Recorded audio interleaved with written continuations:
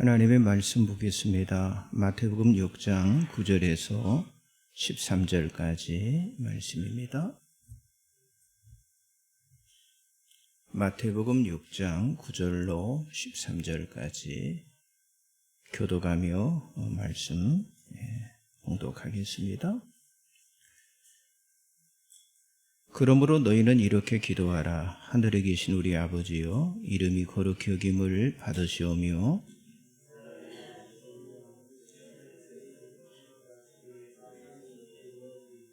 오늘 우리에게 일용할 양식을 주시옵고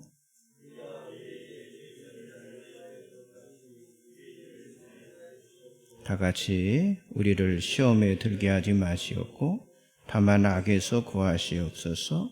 나라와 권세와 영광이 아버지께 영원히 있사옵나이다. 아멘. 잠깐 기도하겠습니다. 시간을 다스리시는 하나님, 2021년 지금까지 지내온 거 크신 은혜임을 고백하며 2021년 마지막 주일 예배에 세상에서 겪은 고통과 또 괴로움과 또 답답함을 주님 앞에 내려놓습니다. 팬데믹의 어려움 가운데 서 있는 우리를 긍휼히 여기시고 하나님 우리의 삶의 현장에 평안함을 허락해 주시기를 원합니다. 우리가 사는 이 세상에서는 참 소망을 얻기가 너무도 힘이 듭니다. 예비하는 우리들 하나님의 말씀을 듣는 중에 소망을 얻게 하여 주옵소서. 이제 올 한해 남은 날들을 잘 마무리하여 새로운 마음으로 새해를 맞이하는 성도들 되게 하여 주옵소서. 특별히 객지에 또 군에 또 외국에 병상에 있는 성도들 모두에게 은혜를 베풀어 주옵소서. 저희들을 홀로 두지 마시고 하나님께서 신방해 주시기를 간구합니다. 이 시간 말씀을 전하고 듣습니다. 전하는 자 듣는 자 모두 한 성령 안에서 하나 되게 하옵소서. 이 시간 목마른 사슴이 시냇물을 찾듯이 파수꾼이 아침을 기다리듯이 말씀을 사모하여 은혜 충만함을 경험하게 하옵소서. 성령께서 온전히 주장하셔서 하나님께만 영광이 되게 하시고 저희들에게는 큰 은혜를 허락하여 주옵소서. 예수님 이름으로 간절히 기도드리옵나이다. 아멘. 옆에 계신 성도님 좀 인사 좀 하시기 바랍니다. 잘 오셨습니다. 주 안에서 좋은 일이 있을 것입니다. 자, 오늘은 마태복음 6장 9절에서 13절의 이 말씀을 가지고 시험에 들게 하지 마시옵고 라는 제목으로 마옵시고 라는 제목으로 은혜를 나누기를 원합니다. 우리는 대림절 전에 예수님께서 가르쳐 주신 이 주기도문을 통해서 함께 은혜를 나누고 있었습니다. 자, 대림절 기간 동안 잠깐 멈췄는데요. 오늘은 6번째 주기도문 마지막 부분을 나누면서 은혜를 나누기를 원하는데요. 자, 먼저 마태복음 6장 13절 주보 가운데 말씀이 쭉 나와 있죠. 같이 보겠습니다.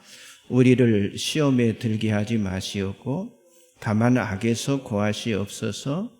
나라와 권세와 영광이 아버지께 영원히 있사옵나이다. 아멘. 예수님은 시험에 들지 않도록 기도하라 말씀하십니다. 자, 성경에서 시험은요, 두 종류로 나타나요.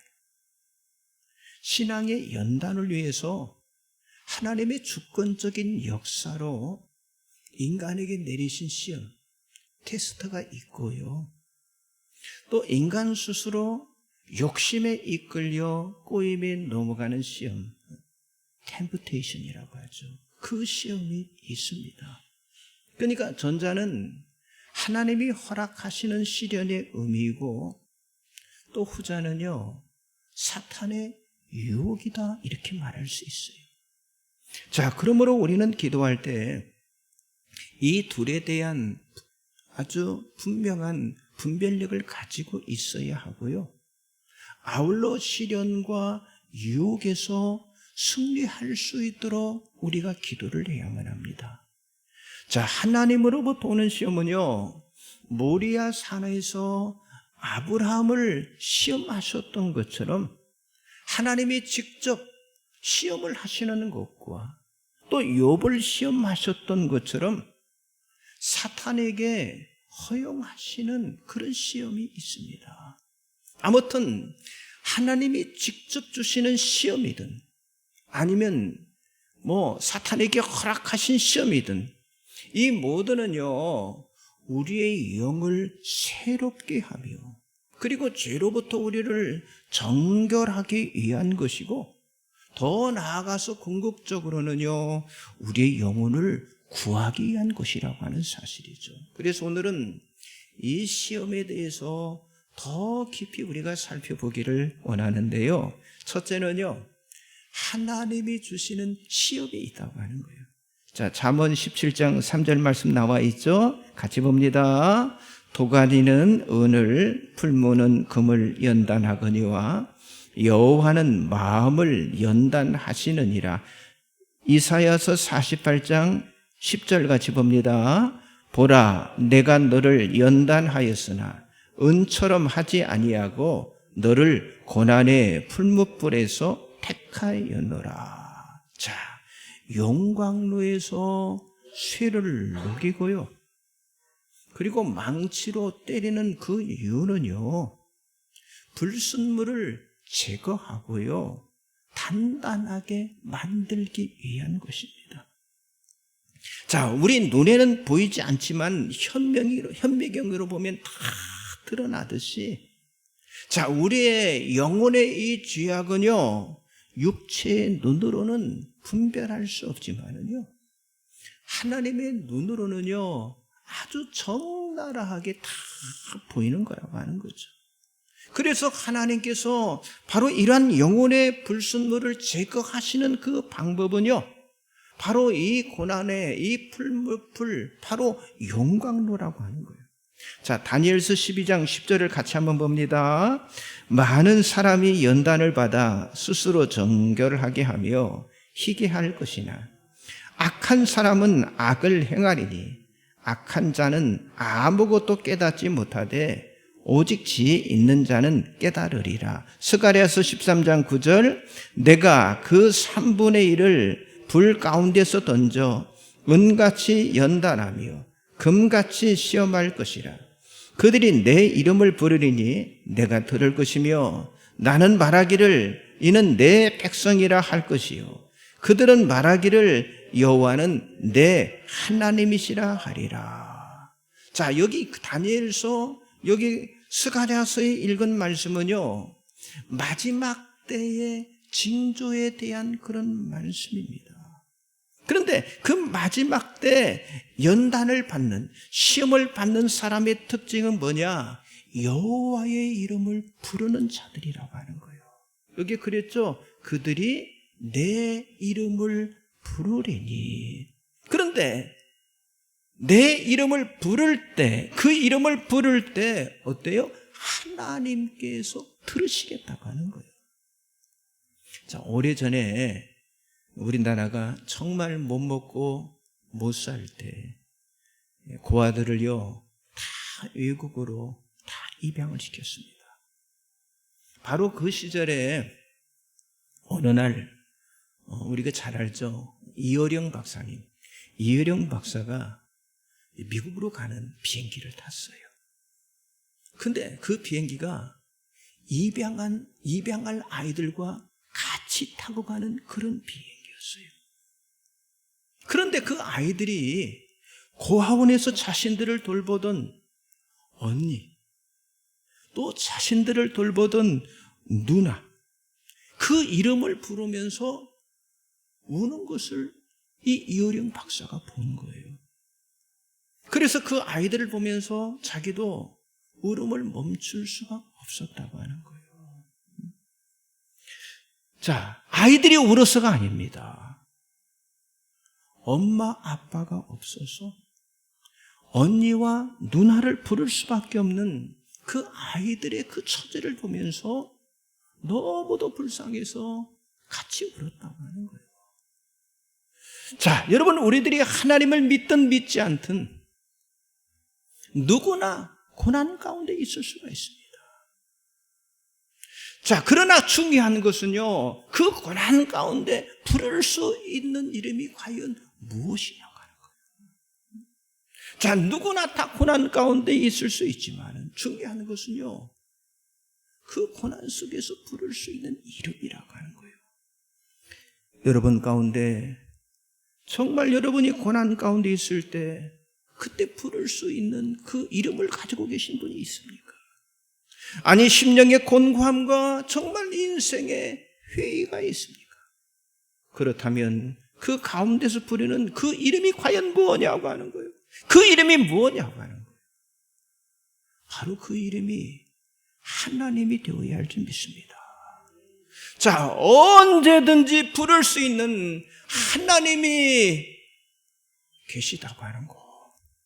이것이 여러분, 예수 믿는 우리들에게 커다란 축복이 됨을 믿으시기 바랍니다.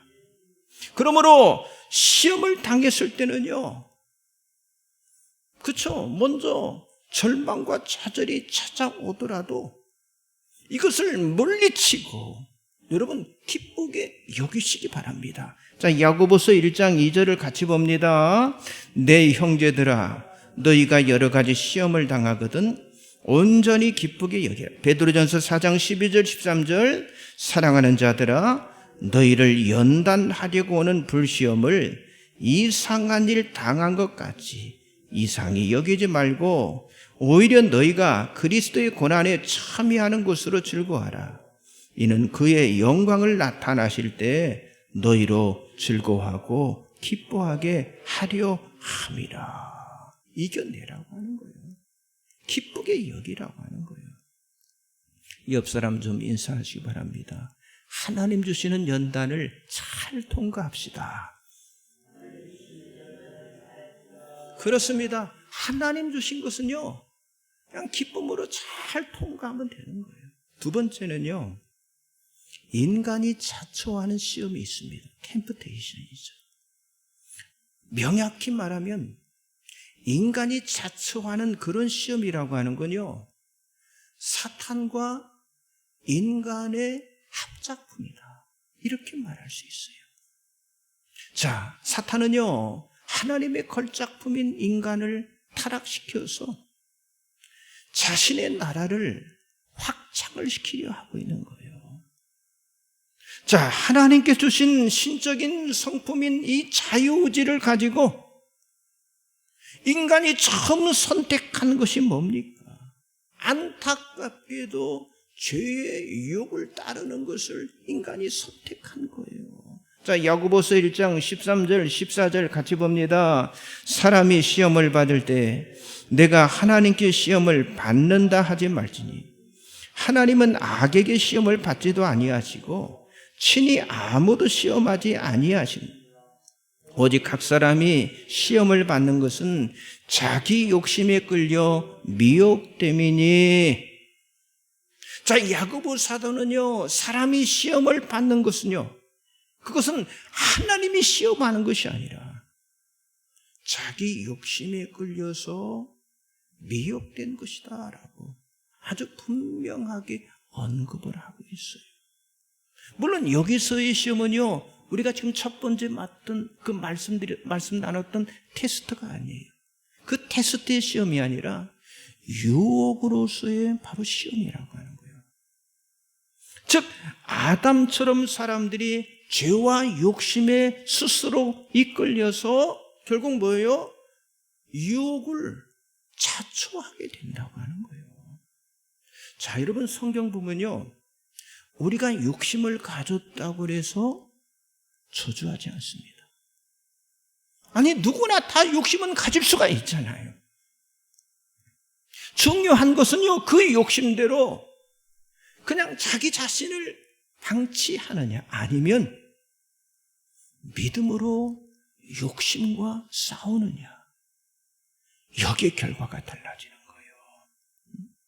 즉 누구나 크고 작은 욕심으로 인해서 유혹을 받을 수 있지만은요, 어떤 시험을 당하더라도 하나님이 주신 선한 양심으로 인내하고 싸우는 것이 바로 믿음의 바로미터, 믿음의 기준이 된다고 하는 사실을 믿으시기 바랍니다.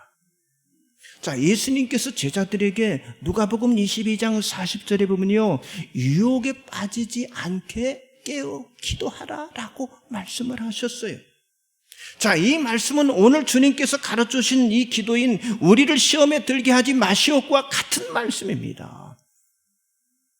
자, 이 두 말씀의 핵심은요, 시험과 유혹에 빠지지 않도록 주님 앞에 간구하라고 하는 그런 말씀이지만은요, 이보다는요, 먼저 깨어 있으라, 먼저 깨어서 기도하라는 그런 말씀입니다.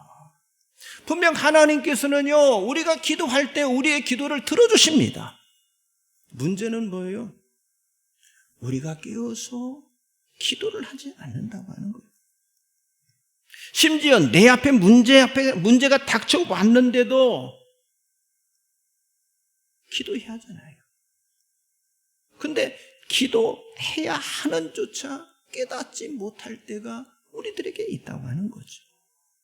자, 주님께서 가르쳐 주시는 것은요, 유혹에 빠지지 않도록 기도하되, 그것은요, 어떨 때 가능한 거예요? 깨어 있을 때 그게 가능하다고 하는 거예요. 깨어 있을 때 그게 가능하다고 하는 거예요. 영적으로 잠자는 자들은요, 자신이 지금 어디에 빠져 있는지, 지금 자신의 위치가 어느 곳에 있는지조차 절대 구별을 하지 못합니다. 그러므로 기도할 생각조차 하지 못하다가 막상 문제 앞에서 절망하고, 그리고 좌절하고 실패하게 되는 거예요.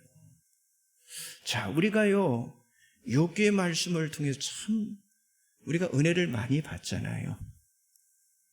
자, 욥기 생각하면요, 우리는 이 고난이라고 하는 주제를 떠올릴 수가 있잖아요. 하지만 욥기를 통해서 우리에게 주는 또 다른 중요한 교훈이 있어요. 뭐겠습니까? 사탄의 존재에 관해서 우리들에게 말씀하고 있어요. 그런데 그 욥기를 통해서 보는 이 사탄의 존재의 첫째는요, 사탄은 어떤 존재라고 하는 거예요? 참소하는 존재라고. 참소하는 존재. 늘 죄의 자리를 우리 앞에 사탄이 다 깔아놓고요. 그러니까 올무에 걸리기를 바랄 뿐만 아니라 우리 작은 허물까지도 어떻게 해요? 하나님 앞에 참소하고, 그리고 고자질하는 자가 바로 사탄이라고 하는 거예요. 자, 욥과 같은 그런 의인도 참소하는 사탄이었다면, 여러분, 우리의 죄와 우리의 허물을요, 이 사탄이 참소하지 않을 리가 없다고 하는 거예요. 또 하나는요, 사탄의 참소에도 불구하고 욥이 끝까지 하나님을 원망하지 않을 수 있었던 것은요, 욥이 항상 하나님 앞을 떠나지 않았기 때문이라고요. 하나님을 떠나지 않았어요. 자, 욥은 어땠습니까? 자식들의 생일 잔치를 벌이고 나서는요, 그 다음에 뭐 했어요? 항상 그들을 불러다가 성결 예식을 한 거예요. 아침에 일어나서 그 자녀들을 위해서 하나님 앞에 번제를 드렸습니다. 그 이유가 뭐예요? 자기 자식들이 죄를 범해서 마음으로 혹시라도 아버지 하나님을 욕되게 하였을까 걱정되었기 때문에 그렇게 했다고 하는 사실이죠.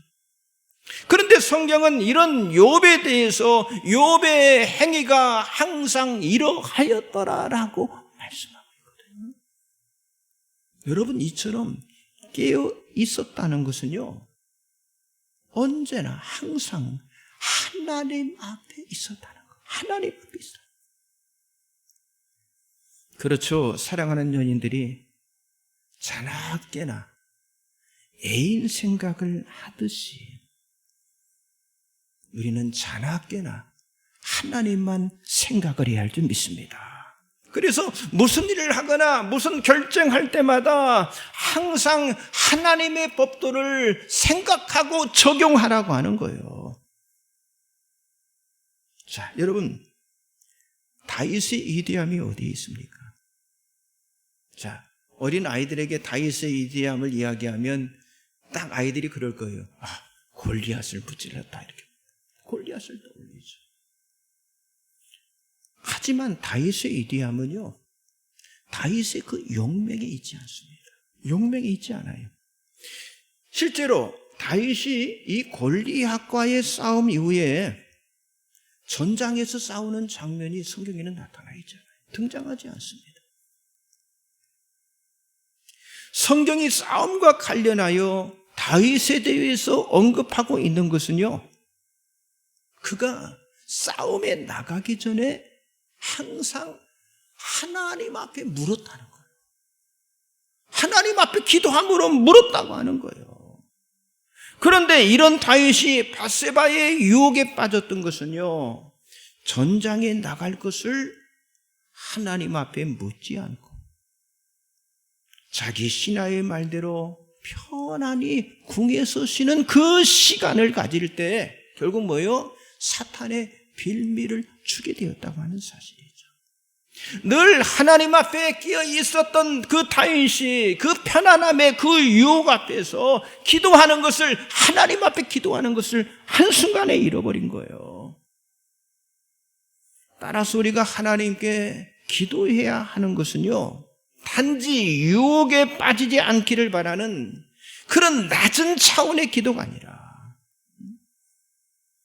정말 유혹에 빠지지 않기 위해서는요, 늘 깨어 있어야 한다고 하는, 아니 늘 깨어서 정말 기도해야 한다고 하는 그런 고차원적인 기도가 되어져야 할 줄 믿습니다. 이것이 바로 오늘 이 주님께서 가르쳐 주신 이 주기도문의 기도의 핵심이에요. 핵심. 여러분, 유혹에 빠지지 않기를 바라는 기도가 아니라 늘 깨어있게 해달라는 그 기도를 여러분들이 하시기를 주님의 이름으로 간절히 축복합니다. 옆 사람 좀 인사하세요. 늘 깨어있는 기도를 합시다. 그게 중요한 거예요. 그게 중요한 거예요. 마지막 세 번째는요, 자, 이 템프테이션, 이 시험을 이기는 법이 있다고 하는 거예요. 자, 우리들이 깨어 있어야 할 이유는요, 영적인 파수꾼을 감당하기 위해서 우리가 깨어 있어야 하는 거죠. 자, 이 파수꾼인 영적인 보초의 역할이 과연 무엇일까요? 여러분, 파수꾼요, 그냥 눈만 뜨고 지키는 게 아닙니다. 파수꾼은요, 자기 역할을 감당하기 위해서 적의 그 공격의 패턴을요, 잘 알아야 해요. 여러분, 적이 어떻게 공격합니까? 첫째는요, 적은요, 어두운 밤에 침투해서, 그러니까 밝은 대낮에 침투하잖아요. 어두운 밤에 침투를 합니다. 그러니까 적은요, 언제나 야간 전투에 능한 거예요. 여러분, 사탄도요, 우리가 영적인 눈이 어두워질 때, 그때 사탄이 찾아오는 거예요. 자, 사기꾼들 한번 생각해 보세요. 또 그런 분 만난 분도 있을 거예요. 사기꾼들은요, 먼저는 인물이 환합니다. 그리고 아주 친절합니다.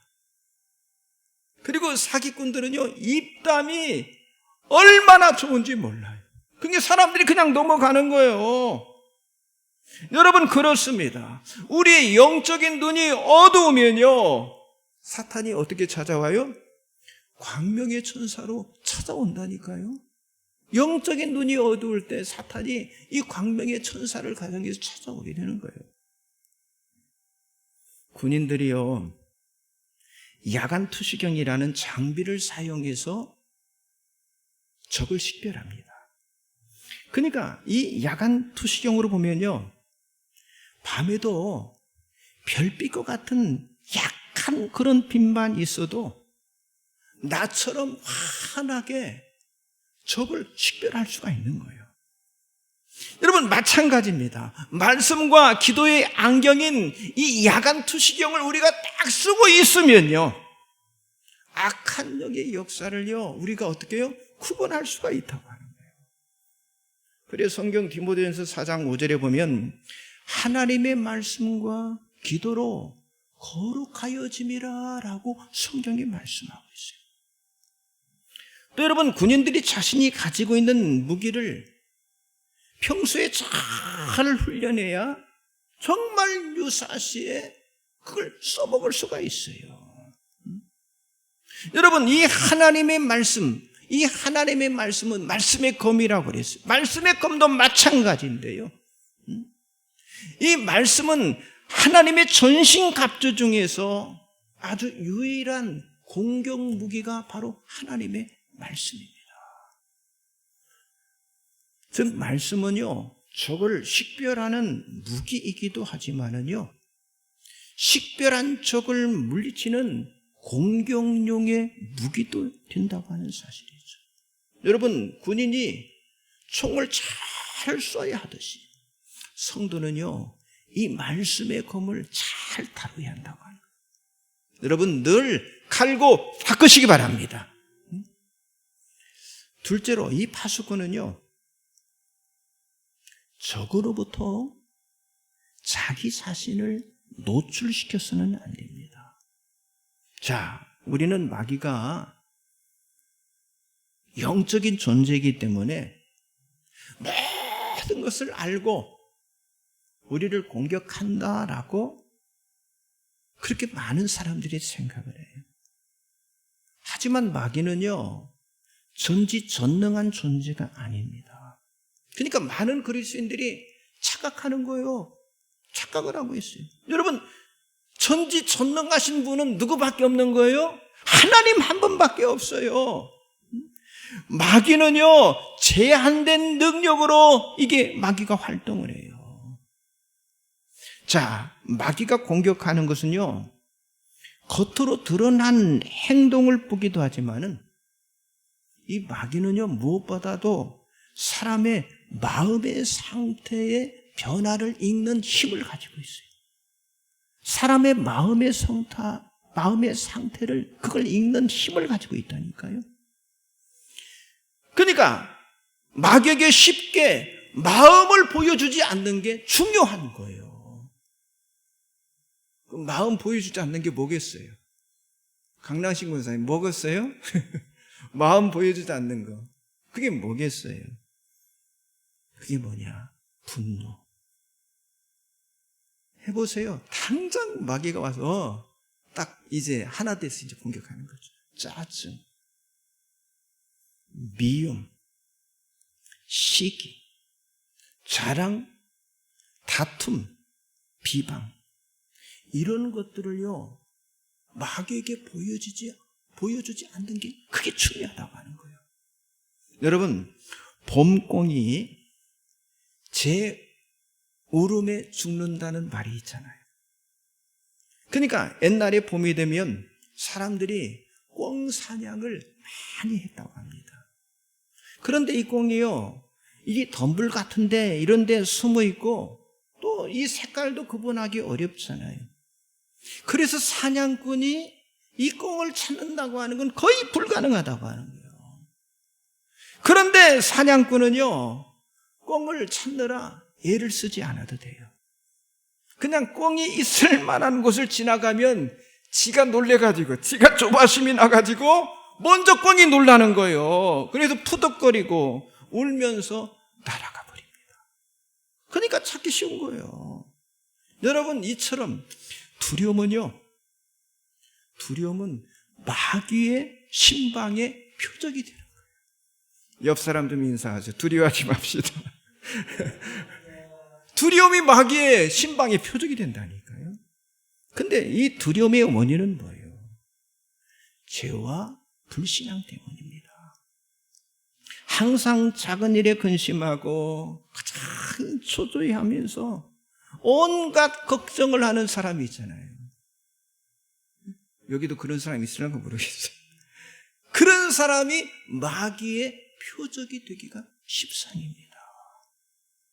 물론 두려워할 정도까지 크게 낙담하지 않을 때에도요, 그러면 큰 놈이 다가오진 않지만, 그래도 작은 놈들이 작은 그 마음의 요동에도요, 자꾸 이렇게요, 집적거리는 거예요. 집적거리는 거예요. 자, 이사야서 41장 10절의 말씀을 한번 보겠습니다. 두려워하지 말라. 내가 너와 함께함이라. 놀라지 말라. 나는 내 하나님이 됨이라. 내가 너를 굳세게 하리라. 참으로 너를 도와주리라. 참으로 나의 의로운 오른손으로 너를 붙들리라. 하나님은 우리들이 대적으로 인해서 두려워할 것을 아시기 때문에 여기 뭐라고 그랬어요? 두려워하지 말라. 옆 사람 좀 인사하세요. 두려워하지 마시기 바랍니다. 두려워하지 말라고 하는 거예요. 여러분, 여기 두려워하지 말라고 하는 건요, 담대함으로 적을 대하라는 것이기도 하지만은요, 그때 그에 앞서 언급한 것처럼 여러분, 적에게 불필요한 표적을 만들어주지 말라고 하는 거예요. 마귀에게 불필요한 표적을 만들어주지 말라고 하는 거예요. 아까 그랬죠?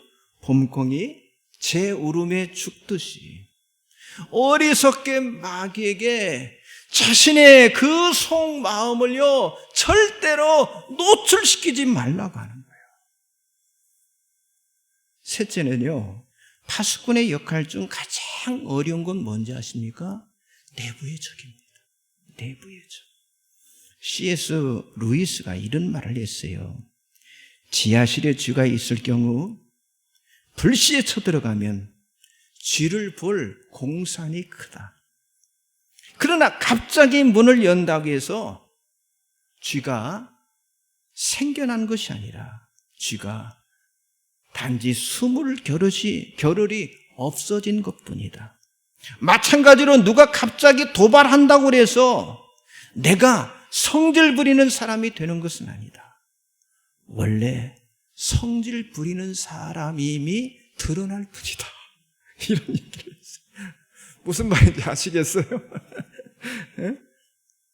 여러분, 자신의 약점은요, 보이지 않는 법이지만, 그러나 갑자기 이 마음의 문을 열어젖히게 되면요, 그때 보이게 돼요. 그때 보이게 돼요. 그러니까 그때는 어때요? 살살살살 달려야 합니다. 정말 열어보고 싶은 마음이 들어도요, 참고요, 자꾸 놓고 하고, 그래서 이 마음의 창고에 딱 들어가게 만들어야 한다고 하는 거예요. 그러므로 사람을 대할 때 항상 주변에 마귀가 신방할 준비를 하고 있다고 하는 사실을 우리는 언제나 기억을 해야 한다고 합니다. 그래서 화를 절제하지 못하는 사람은요, 상대방이 불쏘시개를 가지고 오면요, 그냥 어떻게 하겠어요? 도망가는 게 최선이에요. 그냥 주랭랑을 치십시오. 왜냐하면 화를 절제하는 사람이 어때요? 상대방이 불쏘시 가지고 오는데 같이 대적했다는 큰 싸움이 나는 거죠. 여러분, 말 주변이 없거나 말 실수가 많은 사람은요, 입에다가 뭘 해야겠어요? 재갈을 물리시기 바랍니다. 그러면요, 오히려 상대방한테 말 잘한다고 하는 그런 소리를 듣게 된다고 하는 거예요. 자, 결론의 말씀을 드립니다. 자, 우리는 누구나 시험과 유혹에 빠질 수가 있어요. 그러나 항상 우리가 기억할 것은 하나님은 언제나 우리 편이라고 하는 거예요. 하나님은 언제나 우리 편이라고 하는 거예요. 그리고 어떤 시험이라도 그 가운데 부르짖을 수 있는 그 이름, 하나님이 계시다고 하는 사실에 여러분 감사하시기 바랍니다. 또 하나는요, 늘 깨어 있어서 야간 전투의 승리자가 되시기 바랍니다. 그래서 주님이 가르쳐 주신 이 기도를 통해서 주님이 공급해 주시는 힘으로 날마다 승리하는 여러분이 다 되시기를 주님의 이름으로 간절히 축복합니다. 기도하겠습니다.